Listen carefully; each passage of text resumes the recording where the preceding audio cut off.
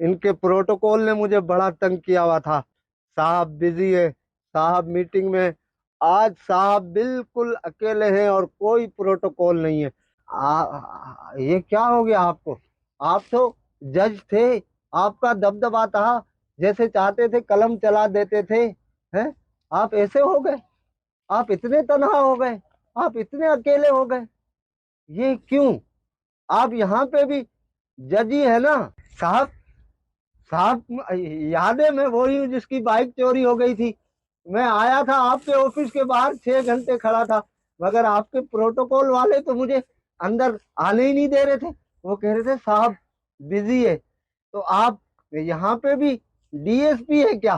اب آپ D S P نہیں ہے؟ اب آپ کے گارڈ مجھے روکیں گے تو نہیں؟ کوئی مجھے دھکے دے کے باہر تو نہیں نکالے گا؟ ہیں؟ میری بے عزتی تو نہیں ہوگی یہاں پہ؟ آپ تو وہی صاحب ہے نا جس کا لاہور میں الگ بنگلہ تھا، کراچی میں الگ، اسلام آباد میں الگ، اور آپ کی فیملی یو کے میں رہتی تھی، مگر آج کل آپ اتنی چھوٹی جگہ میں رہ رہے، تو لوگ کیا کہیں گے؟ آپ کی عزت پہ بات نہیں آئے گی؟ ہیں؟ آپ یہاں بھی تو بہت بڑے، آپ تو اتنے بڑے بلڈر تھے، آپ کا تو اتنا نام تھا، آپ تو ساری چیزیں بنا بنا کے لوگوں کو بیچتے تھے اور اس کے بعد اس کی ڈبل فائل نکل آتی تھی۔ تو کیا یہاں پہ بھی کوئی ڈبل فائل ہے؟ یہاں پہ بھی آپ بلڈر ہیں؟ ارے صاحب آپ تو ہر چیز برانڈڈ پہنتے تھے، ہیں؟ جوتے بھی برانڈڈ، بنیان بھی برانڈڈ، کپڑے بھی برانڈڈ ہیں؟ تو کیا یہاں پہ بھی ساری چیزیں برانڈڈ ہیں؟ اچھا یہ بتائیں، یہ جو آپ نے یہاں لگوائے ہوئے ہیں یہ کچھ پودے، کیا یہ بھی برانڈڈ ہے؟ ارے یہاں تو مجھے نہ ڈی ایس پی مل رہا ہے، نہ مجھے جج مل رہا ہے، نہ مجھے برانڈڈ والے مل رہے ہیں، نہ مجھے بلڈر مل رہے۔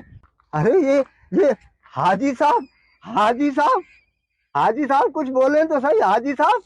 حاجی صاحب آپ تو بہت بڑے تاجر تھے، آپ چیزیں اسٹاک کر کے رکھتے تھے اور اس کے بعد اس کو ڈبل ریٹوں پہ بیچتے تھے۔ آپ یہ سوچتے تھے کہ چیزیں مہنگی ہوگی تو میں ڈبل ریٹ پہ بیچوں گا تو منافع ہوگا۔ تو یہاں بھی آپ ساری چیزیں کیا ڈبل ریٹوں پہ بیچ رہے ہیں؟ اور کیا یہاں بھی آپ حاجی صاحب ہیں کیا؟ جو آج صاحب مسند ہیں وہ کل نہیں ہوں گے، کرایہ دار ہیں، ذاتی مکان تھوڑی ہے۔